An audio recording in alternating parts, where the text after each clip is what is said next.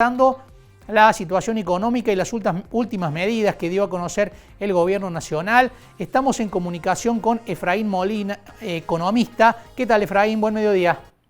¿Qué tal, Marcos? ¿Cómo te va? Muy buen día. Muy bien, muchas gracias por atendernos, Efraín.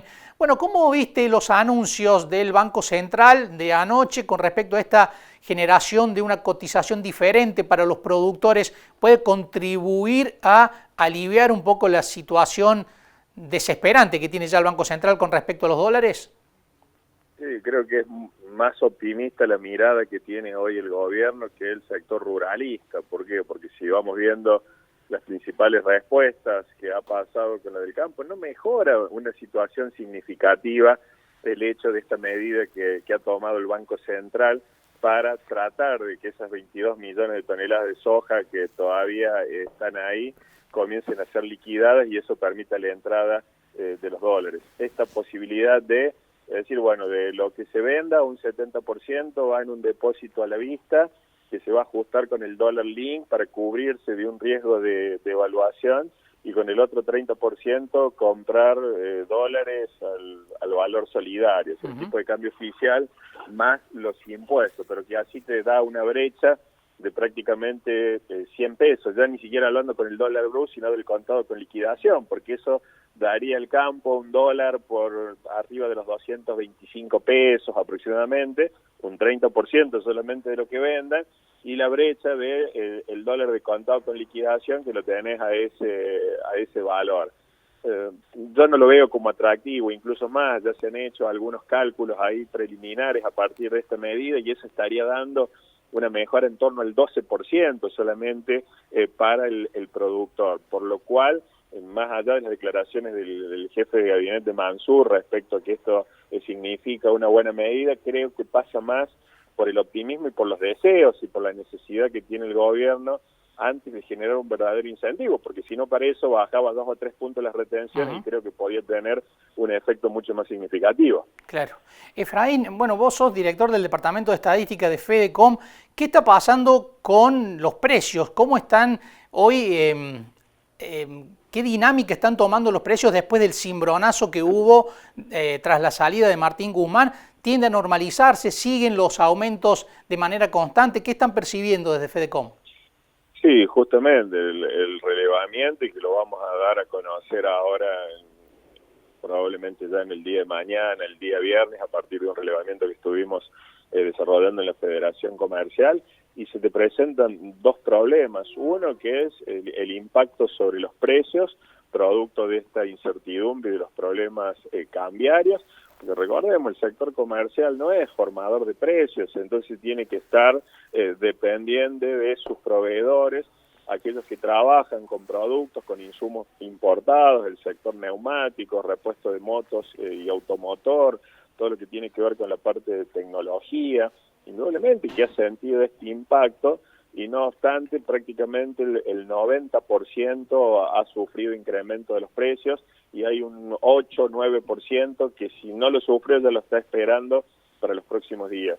Y de la mano de esto también va el faltante de stocks o de cierto tipo de productos que comienzan a escasear por estas restricciones cambiarias, y otro porcentaje también que obviamente por parte de los proveedores queda almacenado en función de que no tenés certeza de cuál va a ser el valor de reposición.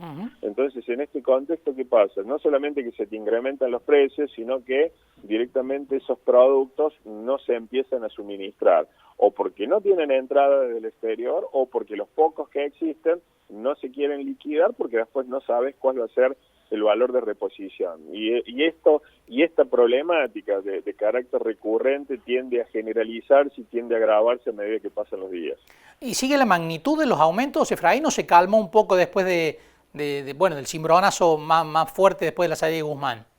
No, siguen todavía los aumentos y esto viene en concordancia con un índice de precios elevado que vamos a tener para el mes de julio, tanto el relevamiento de expectativas del Banco Central como la medición que están haciendo las principales consultoras, el relevamiento que se hace a nivel provincial también de la parte de alimentos que hace una entidad miembro también de Fedecom, que es el Centro de Almaceneros y Comerciantes Minoristas, ya te está dando un número de un 7 y un 8% de inflación para el mes de julio.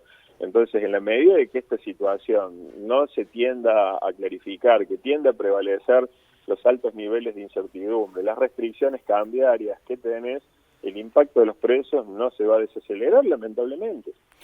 ¿Cómo viste las primeras señales de la ministra Batakis? Que, bueno, el gobierno tiene varios discursos económicos, ¿no? Por un lado el del presidente, bueno, por otro lado el del cristinismo, pero la ministra parece ahí en una visión más ortodoxa, ¿no? Incluso lo ha planteado ante inversores en Estados Unidos en las últimas horas. ¿Cómo ves esas definiciones y la posibilidad de que, precisamente si se llevan a la práctica, pueda tender a normalizar la situación económica? Es que es la presión que se recibe no solamente la ministra Batakis, sino también el presidente de diferentes sectores, los tironeos que se van dando al seno de la propia coalición gobernante, las demandas y presiones de la CGT, de los grupos sociales, de los intendentes del conurbano, de los gobernadores de provincia también preocupados por la evolución de la situación económica y lo que pasa también al interior de cada uno de sus territorios. Y estas primeras medidas que dio la ministra a conocer de respetar y de seguir el acuerdo con el Fondo Monetario, estuvo reunida con Georgieva también para refrendar y mostrar la voluntad y acompañado obviamente por números de que Argentina va a honrar el compromiso que tiene con el Fondo Monetario Internacional.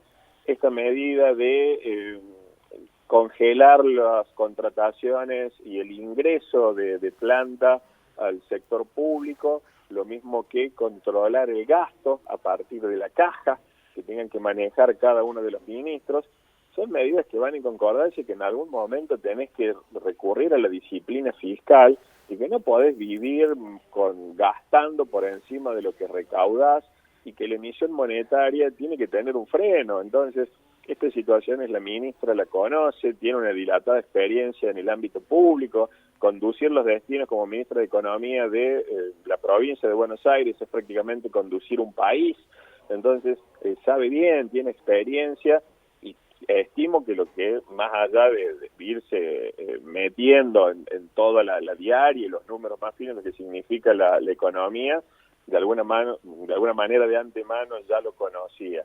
Pero ¿qué es lo que sucede? Las medidas que pueda tomar, como vos lo decías, Marco, y que estén orientadas más hacia la ortodoxia, comienzan a hacer ruido en la propia coalición gobernante y se le empiezan a pedir otro tipo de medidas que ella sabe que no puede transigir por una cuestión simple. No hay recursos para atender todas esas demandas y tampoco tener los dólares en el Banco Central para implementar todas esas medidas que se están pidiendo en contexto de crisis, seguir fogoneando, seguir impulsando el gasto público, porque lamentablemente no hay recursos, no es que exista una mala voluntad, sino que simplemente no los hay.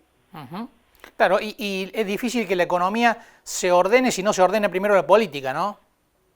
Tal cual, y fíjate que vuelven a hacer ruido ahora los comentarios que vuelven a posicionarlo a Sergio Massa, ingresando nuevamente en una hipotética figura de jefe de gabinete, nuevos enroques y nuevos cambios que se pueden dar. Lo mismo que pasó con la salida del ministro Guzmán durante ese fin de semana, donde prácticamente se daba como un hecho que se integraba Sergio Massa, pero con condiciones de tener, obviamente, margen de acción. ¿Qué pedía en ese momento? El Ministerio de Economía, Banco Central, AFIP, y eventualmente la Secretaría de Energía. Ahora, ¿qué pasa? El Ministerio de Economía ya está ocupado, podrían ser algunas otras áreas claves, pero el manejo sobre Banco Central, sobre AFIP y sobre energía, sobre todo, otro de los puntos álgidos que se tiene, parecieran como es muy difícil de gobernar. Y el presidente queda allí en el medio en una situación no muy fortalecida. Entonces, esos aspectos que hacen ruido al interior de la coalición gobernante en la política, ¿qué es lo que terminan afectando? Terminan generando mucho más incertidumbre, porque no se termina clarificando de cuál es el rumbo que va a tomar la economía, cuál es el plan económico que tiene Argentina en vista hacia el futuro. Escuchaba el ministro Castelo hace algunos otros minutos también, y los problemas que tenés en vastos sectores. ¿Cómo haces para que el campo pueda liquidar las divisas? ¿Cómo haces para que esta escasez de dólares o la falta de insumos no te frene también el desarrollo de la industria? Entonces tenés un sinnúmero de frentes que la política no los termina de acomodar y estos desbarajustes que tiene la macroeconomía tampoco se terminan de ordenar. Efraín, muchísimas gracias por estos minutos.